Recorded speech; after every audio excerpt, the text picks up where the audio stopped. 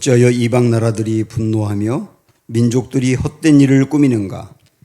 세상의 군왕들이 나서며 관원들이 서로 꾀하여 여호와와 그의 기름 부음 받은 자를 대적하며 우리가 그들의 맹 것을 끊고 그의 결박을 벗어버리자 하는도다.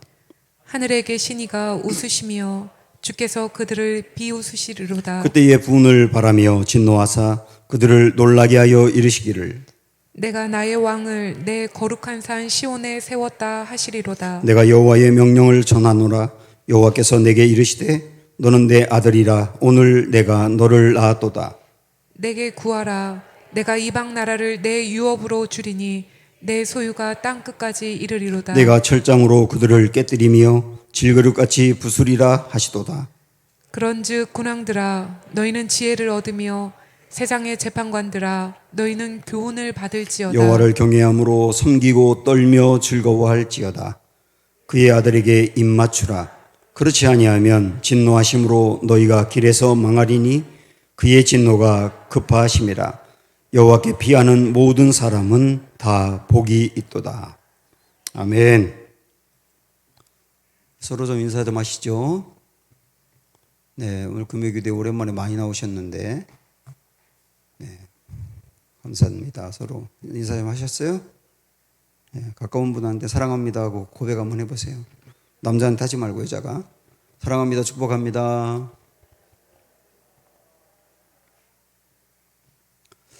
지난 시간부터 이 금요기도의 시간에 시편의 말씀을 묵상을 하고 있습니다. 지난주에 본 것처럼 시편 1편과 2편은 시편 전체의 서론이다. 그런 말씀 드렸죠. 1편의 시작은 복 있는 사람으로 출발하고 있고 2편의 마지막은 복이 있도다라고 끝나고 있어요. 결국은 시편은 1편과 2편이 서론이라고 한다면 결국 시편 전체는 진정한 복을 우리에게 알려주고 있다. 이렇게 이제 접근할 수 있죠. 1편에서는 누가 복 있는 사람이냐? 여호와의 율법을 즐거워하며 그 율법을 주야로 묵상하는 사람이라고 그랬어요. 여기서 말하는 묵상이라고 하는 것은 먹이를 두고 사자가 으르렁거리듯 반드시 그걸 먹어야 되겠다. 반드시 내 것으로 삼아야 되겠다라고 절대로 빼앗길 수 없다고 달려드는 그 사자처럼 그런 마음으로 하나님의 말씀을 찾는다는 거죠. 그 사람이 복된 사람이다. 이런 말씀을 드렸고요. 그럼 2편에서는 누가 복된 사람이냐라고 하는 것을 이제 우리가 다른 각도에서 보도록 하겠습니다. 결국 1편과 2편을 합치면 시편 전체의 내용이다. 이렇게 이해하셔도 괜찮아요. 자, 우리 1절부터 3절까지 보실까요? 네. 여러분이 오늘 말씀은 저하고 같이 소리를 다 내어서 한번 읽고 싶습니다. 1절부터 3절까지. 어찌하여 이방 나라들이 분노하며 민족들이 헛된 일을 꾸미는가?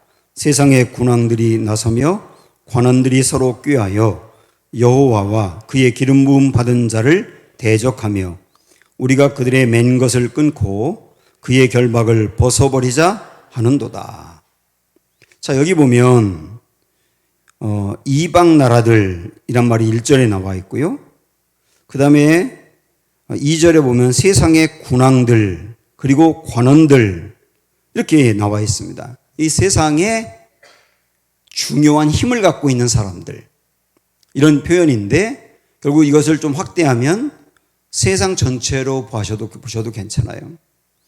이 세상에 있는 힘 있는 사람들은 하나님을 대적한다. 이렇게 나오죠. 하나님을 대적한다.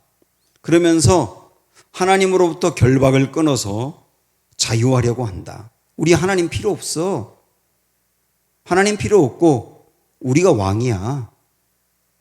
우리의 힘으로 우리가 왕이 되어서 얼마든지 좋은 나라 만들 수 있어. 그렇게 나아가는 사람들을 말하는 것이고 그게 세상의 하나의 특징이라는 것이죠. 자, 여기에 비해서 반면 우리들은 어떨까?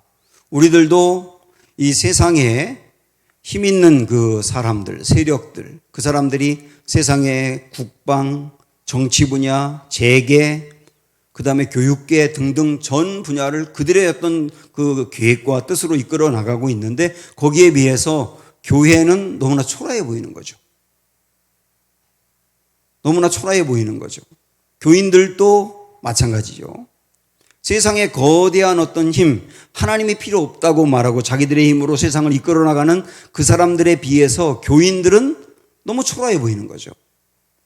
교인들이 뭐 어떤 문제를 만났을 때 막 기도하고 순진하게 기도하고 또 말씀 묵상하면 될 거라고 생각하고 접근하는 것, 그런 거 세상이 볼 때는 좀 우스워 보이는 거죠. 이렇게 강력한 세상의 힘, 거기에 비해서 너무나 초라한 성도들, 그리고 겉으로 볼 때 하나님도 세상에 있는 힘 있는 세력과 능력 있는 어떤 사람에 비해서 하나님도 힘이 없어 보이는 것 같은 그런 세상을 이야기하고 있는 거거든요. 제가 요즘 탈기독교 시대의 전도라고 하는 팀 켈러 목사님의 책을 읽고 있는데요. 거기 보니까 굉장히 이제 중요한 얘기를 합니다. 이전에는 기독교에 대해서 친화적이었다는 거예요. 한국만 해도 교회, 옛날에 교회는 교회를 설령 안 다니는 사람도 교회 좋은 곳이지. 그리고 목사님 그러면 목사님 오셨어요? 하고 자기는 교회 안 다니더라도 목사님을 존경하고 그리고 거기서 머리 숙이고, 저희 아버지만 해도요, 저희 아버지 장로님이요, 목회자가 아니고 장로님인데 장로님이 30대 후반에 됐는데도 30대 후반일 때 마을에 60대 70대 분들도 저희 아버지 앞에서 장로님 하셨거든요. 교회에 대해서 긍정적으로 보는 거예요. 교회가 좋은 일 하는 곳이다라고 생각을 하고 받아들이는 거였거든요.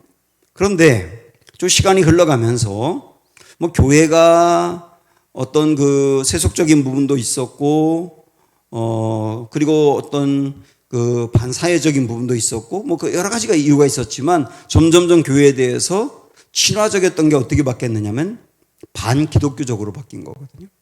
반기독교적으로. 그래서 언론에서도 계속 교회를 두드려 패면서 교회가 왜 그 모양이냐, 교회가 이런 일을 벌였다, 목사가 이런 일을 했다, 장로가 이런 일을 했다, 그러면서 계속 교회에 대해서 공격을 했어요. 그거는 교회, 당신들 교인들, 당신들은 달라야 되잖아. 우리들하고 달라야 되잖아. 적어도 교회는 깨끗해야 되잖아. 우리는 좀 망가졌어도 교회만은 순수해야 되잖아. 근데 왜 교회가 우리를 따라와? 교회는 좀 깨끗한 걸 유지했으면 좋겠어.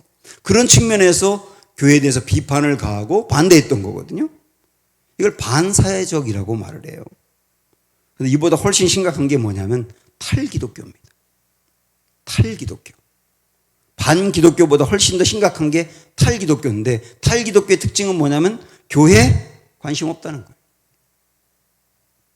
하나님 관심 없어요. 당신들 믿을 사람만 믿어. 나와는 아무 상관없어. 교회가 무슨 짓 해도, 좋은 일 해도 나쁜 일 해도 당신들 일이야. 우리 관심 없어. 이렇게 바뀐 세상을 탈기독교화 됐다 그러거든요. 지금 한국 사회는 탈기독교 사회로 가고 젊은 세대 20대 30대는 더 확연히 그런 모습을 보이고 있는 거예요. 교회에 대한 적대적인 걸 떠나서 무관심이 돼버린 거거든요. 이런 탈기독교 시대에 어떻게 교회가 전도할 거냐라고 하는 것을 이제 풀어나가는 그런 책인데요. 이제 이전과는 다른 접근을 해야 된다, 그런 얘기를 하고 있는데, 이런 탈기독교화된 세상에 살아가고 있다 보니 그들은 자기들이 하나님인 거예요. 성경에서 말하는 그 하나님, 나와 관심 없다는 거. 나와 상관없어. 그거는 교회 다니는 당신들의 하나님일 뿐, 나의 인생의 하나님은 나야. 내가 주인이야. 그래서 여기 3절에 나와 있는 것처럼 하나님이라고 하는 결박에서 우리는 벗어나서 내 자유를 가지고 내 인생 내가 이끌고 내 계획과 결정대로 살고 거기에 대한 책임은 내가 지는 거야. 샤르트르라고 하는 사람이 강조했던 것처럼 당신 인생은 당신 거야. 신에게 의존하지 마. 당신이 책임져. 이게 젊은 사람들, 또 지성인들, 그리고 오늘날의 또 교회에서 상처도 많이 입었던 사람들, 이런 사람들이 점점 나아가고 있는 모습이라는 거죠. 문제는 뭐냐면 이런 세상의 흐름에 교인들이 함께 가고 있는지도 몰라요. 우리도 자꾸 그런 영향을 받다 보니까 교회를 다니고 있고 하나님을 믿는다고 하는데 자꾸 하나님에게서 자유하고 싶어 해요. 어떤 성경의 통제, 성경 말씀에 이렇게 하라고 한 것에 대해서 그대로 고지고대로 따라가려고 하기보다는 토를 단단 말이죠. 시대가 달라졌어요. 문화가 달라졌어요. 지금은 그렇게 못해요. 말씀만 그런 거죠. 라고 하면서 자꾸 그 토를 달면서 거기서 점점 자유하고 싶어 하고 내 인생의 계획을 내가 세우면서 나아가고 싶어 한단 말이에요. 결국 오늘 1절과 3절의 이 이야기는 시편에 나와 있지만 오늘날 이 시대의 이야기 아니냐 이거죠. 이것을 보시는 하나님은 어떨까요? 4절 5절 한번 보세요. 오늘 계속 말씀 같이 읽습니다. 4절 5절 시작. 하늘에 계신 이가 웃으시며 주께서 그들을 비웃으시리로다. 그때의 분을 바라며 진노하사 그들을 놀라게 하여 이르시기를 그랬습니다. 그러한 하나님을 대적하며 자기들이 하나님이라고 말하며 하나님을 밀어내며 대항하는 그런 사람들을 보면 하나님이 비웃으신대요. 비웃으신대요. 하나님 웃게 해드리고 싶으면 그렇게 하시면 돼요. 비웃으신대요. 그러면서 분을 내신대요. 그런 모습에 대하여 분을 내신대요. 여기서 하나님이 그런 세상을 향하여 비웃는다 그랬는데요. 구체적으로 무엇을 비웃을까요? 산업혁명이 일어나서 근대화가 되어가면서 사람들의 이성이 이렇게 깨어났지 않습니까? 그러면서 그때 사람들의 이성이 깨어나면서 당연하게 여겼던 것들에 대해서 자꾸 질문을 했어요. 창조가 아니라 진화된 거 아니야? 하나님이 천지를 만든 거 오케이, 그건 인정하겠어. 그러나 그 다음에는 하나님 손을 떼고 세상을 알아서 돌아가는 거 아니야? 인간의 힘으로 과학을 발전시키고 그러면서 인간의 힘으로 문명을 발전시키고 그 힘으로 세상을 이끌어 나가는 거 아니야? 자꾸 하나님을 배제시키고 하나님을 개입하지 말라 그러고 인간의 힘을 부추겼거든요. 강하게 인간의 힘을 부추겼거든요. 그때 급기야 나온 신학 중에 하나가 뭐가 있냐면 신죽음의 신학이라는 것도 나왔어요. 신죽음의 신학. 근데 그걸 왜 신학이라고 그러는지 모르겠어요. 신죽음의 인간학 뭐 그러든지. 근데 신죽음의 신학까지 급기야 나오게 됐단 말이에요. 인간의 능력과 이성과 힘을 최대로 끌어올리고 하나님을 최대로 밑으로 짓밟아버린. 그리고 나서 결과가 뭔지 아세요? 1차, 2차 세계대전이었어요. 인간의 어떤 이성과 힘이 인간이 꿈꾸는 나라가 최상으로 올라갔을 때 그들이 벌인 것은 세상을 아름답게 만든 복지국가가 아니라 1차, 2차 세계대전이었단 말이에요. 완전히 폐허가 되어버린 거예요. 하나님을 배제하고 인간이 내가 신이 되어서 내 생각과 내 계획대로 멋있게 살아보겠다라고 한 결과가 세상을 망가뜨렸단 말이에요. 하나님은 그걸 비웃으시는 거 아닐까요? 너희가 하나님이라고? 나 필요 없다고? 너희가 만들어낸 세상이 이거야? 비웃는 것이요. 하나님이. 우리 개인적으로도 내가 내 인생의 주인이 되어서 내가 하나님이 되어서 내 인생 내가 책임지고 가겠다고 할 때 제가 자주 그런 말을 드리거든요. 저 자신에게도 마찬가지예요. 나는 나를 믿나? 정말 나는 나를 믿을 수 있나? 여러분 어떠세요? 여기 청년들도 많이 있는데 청년 여러분 믿을 수 있어요? 있어요. 그러면 좀 우리 청년 맞아요? 근데 아멘 나왔으니까 좀 우리 나이가 좀 드신 분들 여러분 믿을 수 있습니까? 평생 살아보니까 어떠세요?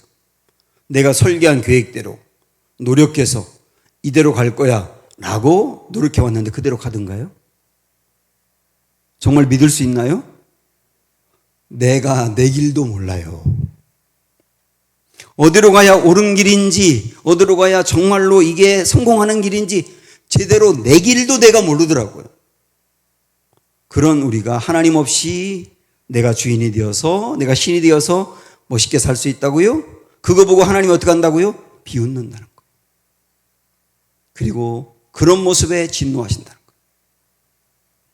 그리고 내가 하나님이 되어서 내 맘대로 살려고 하지, 그게 너를 망가뜨렸어.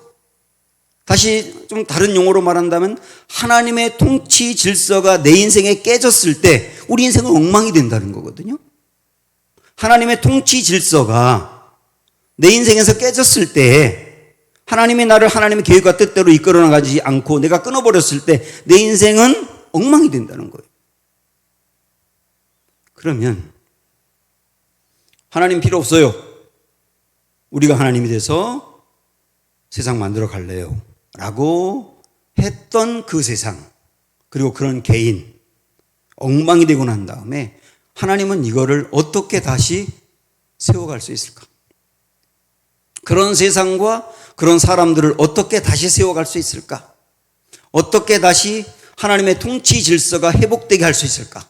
그 세상 속에, 그 개인 속에. 그래서 세상이 질서 잡히고 개인의 삶과 마음도 질서가 잡히게 어떻게 할 수 있을까?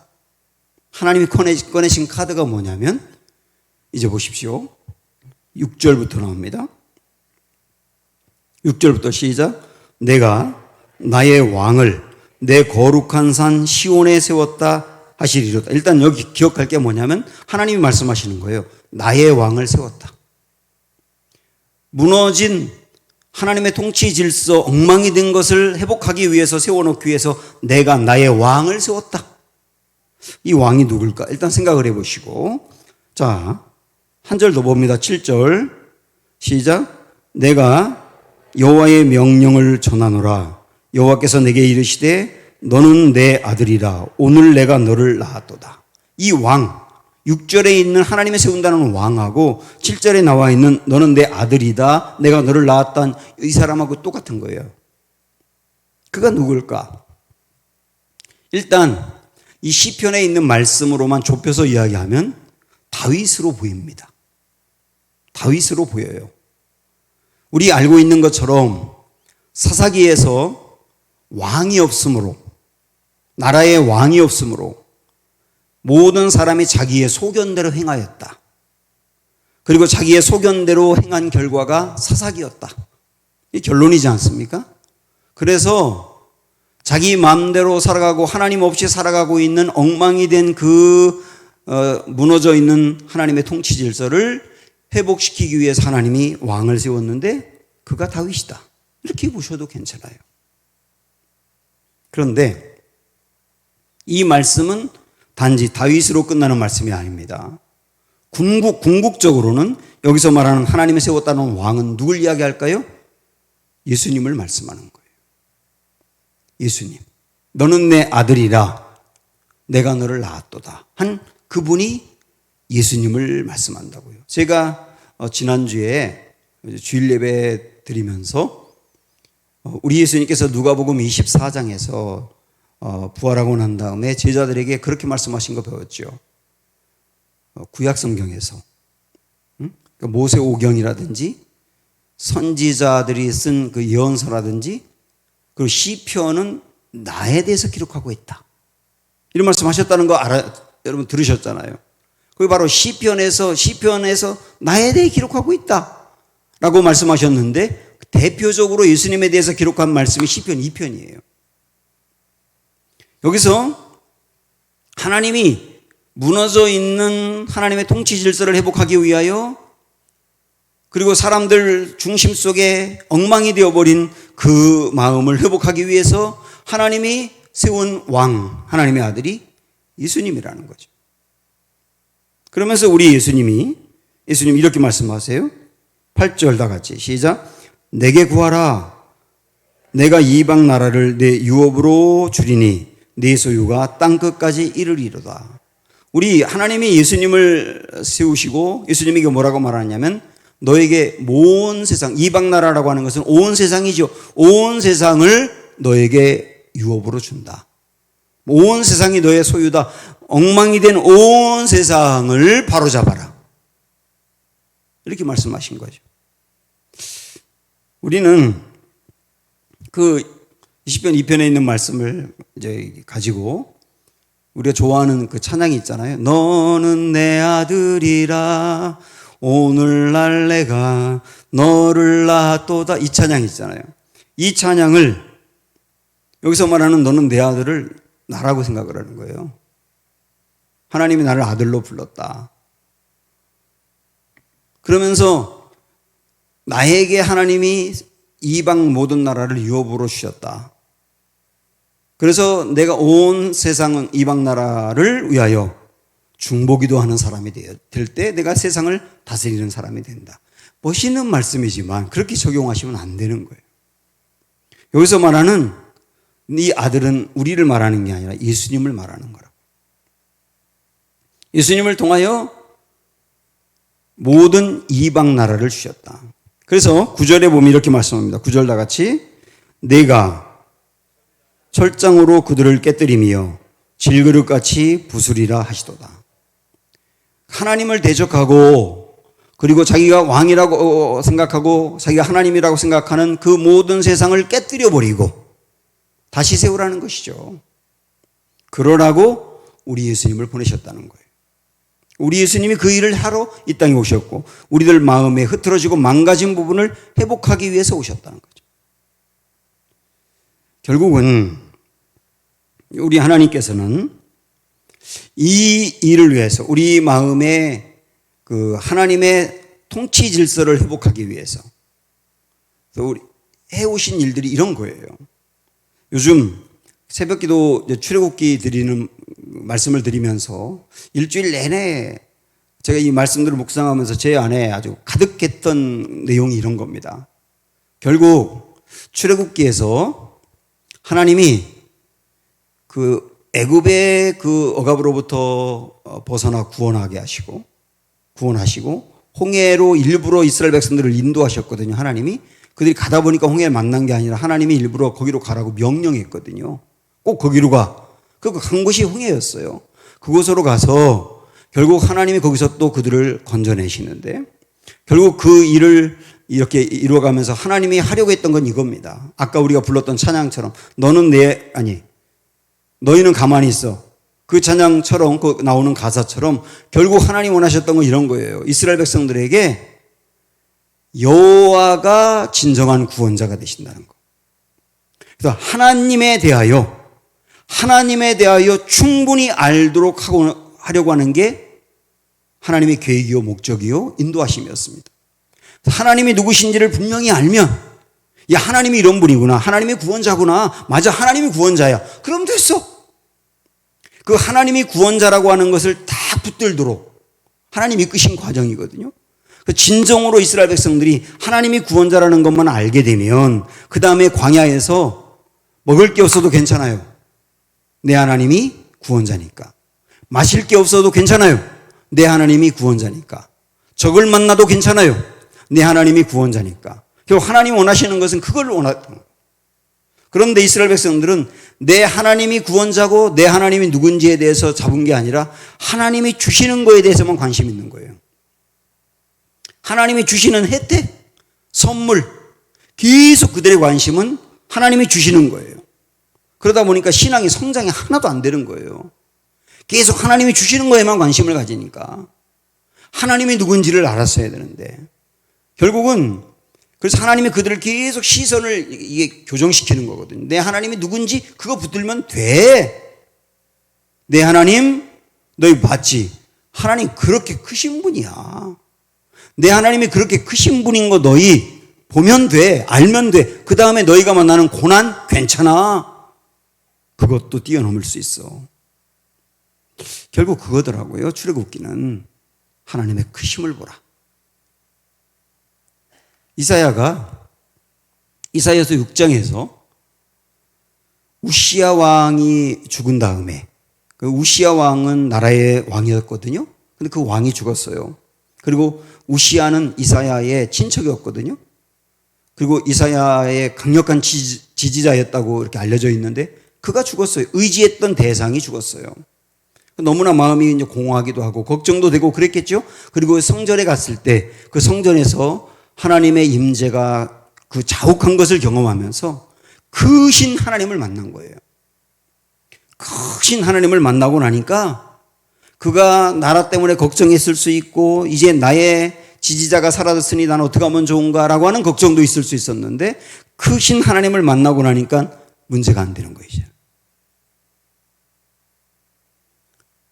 바울이 고린도후서 12장에 보면 셋째 하늘을 갔다 왔다 그러거든요. 삼층천이라 그러잖아요. 셋째 하늘을 갔다 왔다는 말은 아주 쉽게 말하면 하나님 나라와 하나님을 경험했다는 거예요. 어떤 입신을 통하여 하나님의 나라가 얼마나 큰지 그리고 그 나라를 통치하는 하나님이 얼마나 어마어마한 분인지를 확신하고 나니까 그 다음에 그는 아무 문제가 안 되는 거예요. 누가 때려도 전도의 길이 막혀도 계획대로 되지 않아도 걱정할 거 없어요. 크신 하나님을 보고 나니까. 그리고 하나님이 계속 우리에게도 주시려고 하는 게 뭐냐면 이 부분이거든요. 하나님이 얼마나 크신 분인지 보라. 그거 할라. 그럼 충분해. 라고 하시는 거예요. 제 친구가 서울에서 목회하는 친구가 이런 얘기를 하더라고요. 그 교회 굉장히 젊은 집사님인데 이 암에 걸려서 굉장히 어려운 상황이라고 합니다. 이분이 이제 충청도 어느 지역으로 요양을 가기 위해서 목사님께 이제 찾아와서 목사님 안수기도 해주세요. 목사님 기도받고 요양하기 위해서 가고 싶어요. 그러더라는 거예요.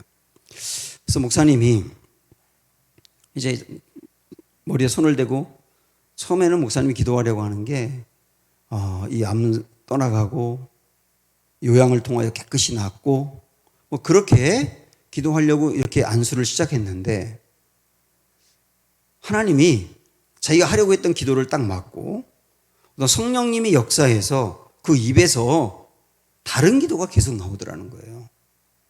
상당히 길게 기도했는데 그 모든 기도의 초점은 오직 하나였다는 거예요. 하나님이 얼마나 크신 분이고 하나님이 얼마나 좋으신 분인지만 계속 선포하는 기도가 되더라는 거예요. 자기도 모르게 계속 입에서 하나님에 대해서만 하나님의 선함, 인자하심, 하나님의 크심, 하나님의 구원 그에 대해서만 계속 언급하는 기도가 반복적으로 나오더라는 거예요. 상당히 긴 기도가 끝나고 나서 기도 끝에 보니까 이 집사님 얼굴이 눈물로 범벅이 됐더라는 거예요.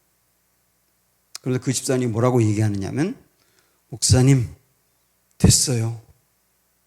저 하나님이 어떤 분인지 알았어요. 저 이제 담대하게 갈래요. 그리고 딱 갔다는 거예요. 정말로 우리에게 중요한 것은 하나님의 크심입니다. 이 하나님의 크심을 우리가 아는 거예요. 그리고 그 하나님을 붙드는 거예요. 결국 우리 예수님이 하신 일도 마찬가지거든요. 우리 예수님이 이 땅에 오셔서 우리 예수님이 하나님을 보여줬거든요.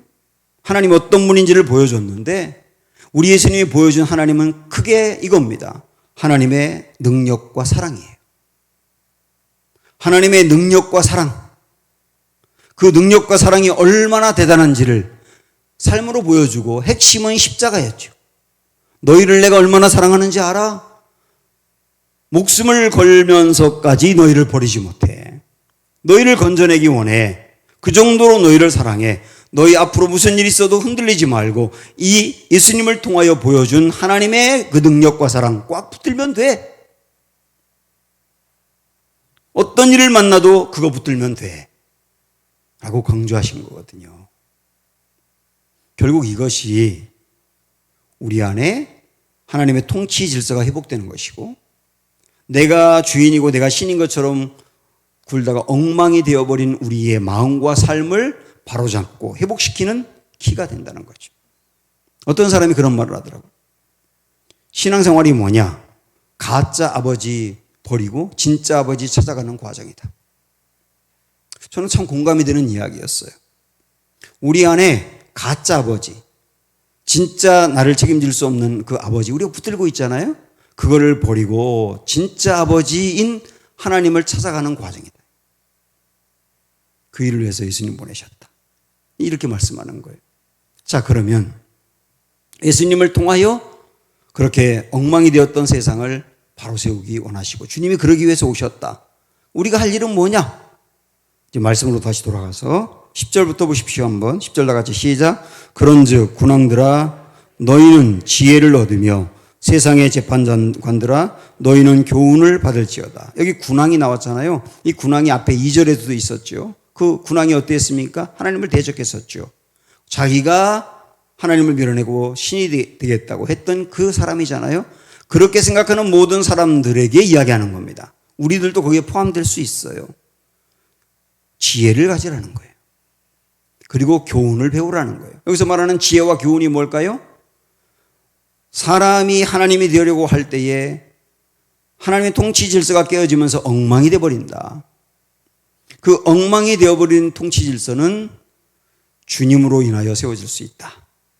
하나님의 크심을 할 때 세워질 수 있다 라고 말씀하는 거잖아요. 그걸 깨닫는 게 지혜요 교훈인 겁니다. 그거 붙들어라 이렇게 말씀하면서 11절에서는 시작. 여호와를 경외함으로 섬기고 떨며 즐거워할지어다. 여호와 하나님이 그 하나님이 진정한 나의 신인 것을 알았다고 하면 그분을 경외해라. 그리고 그분을 섬겨라. 그분 앞에 떨라는 말은 경외하라는 말과 같은 의미죠. 그리고 그분을 즐거워하라. 그러면서 마지막으로 12절에 이렇게 말씀합니다. 그의 아들에게 입맞추라. 그의 아들에게 입맞추라. 여기 입맞추라라고 표현하고 있는데 그의 아들은 예수님이잖아요. 우리의 그 삶과 마음을 하나님의 통치 질서를 회복시켜주고 이제 원래 모습대로 붙잡아줄 그 주님과 입맞추라는 거예요. 입맞추라는 뭐 말할 것도 없이 가장 깊은 교제를 말합니다. 남녀가 가장 뜨겁게 사랑하고 교제할 때 입맞추지 않습니까? 여기서 말하는 주님과 입맞추라고 하는 말은 주님과의 깊은 교제와 사랑 속으로 나는 들어가면 된다. 그 과정들을 통하여 주님이 나의 삶의 질서를 회복시켜준다. 이렇게 말씀하고 있지 않습니까? 그래서 우리가 할 일은 주님과 입맞추는 겁니다. 입맞추는 것. 그런데요, 이렇게 주님과 입맞출 정도로 깊은 교제 속으로 들어가면 다시 말하면 크신 하나님과 입맞추며 우리가 주님을 알아가게 되면 우리가 어떻게 되는지 아십니까? 우리도 용량이 큰 사람으로 바뀌어요. 주님이 크신 주님과 깊이 교제하면서 주님을 알아가고 주님을 만나고 주님의 말씀을 들으면서 우리도 큰 사람으로 용량이 커진단 말이에요. 그래서 주님과 교제를 깊이 하면 깊이 할수록 우리는 큰 사람이 되어서 용량이 큰 사람이 되어서 이제 고난 앞에서 담대하게 됩니다. 담대하게 됩니다. 다른 사람이 나에게 비난하는 거에 대해서 요동하지 않아요. 그리고 밖에서 나를 공격하는 수많은 그 일들에 대하여 인내할 줄 알게 돼요. 그리고 내 앞에 놓여있는 어떤 중요한 과제, 그 과제에 도전하며 전진해 나아갈 수 있는 힘을 얻게 돼요. 왜? 내가 용량이 큰 사람이 되었으니까. 우리 주님은 그런 과정들을 통하여 나를 키워나가시는 거죠. 이것이 12절 마지막에서 여호와께 피하는 거다 라고 말씀하고 있고요. 여호와께 피하는 모든 사람은 복이 있다 라고 말씀합니다. 이 편에서 우리에게 말씀하신 그 복이 이런 거거든요. 우리는 딱 하나 붙들고 가면 되는 거예요. 여호와와 주님과 입맞추는 교제로 나아가는 거예요. 일상적인 삶에서. 그러면 주님은 우리를 이렇게 이끌어 나가신다. 이렇게 살아가면 되는 겁니다.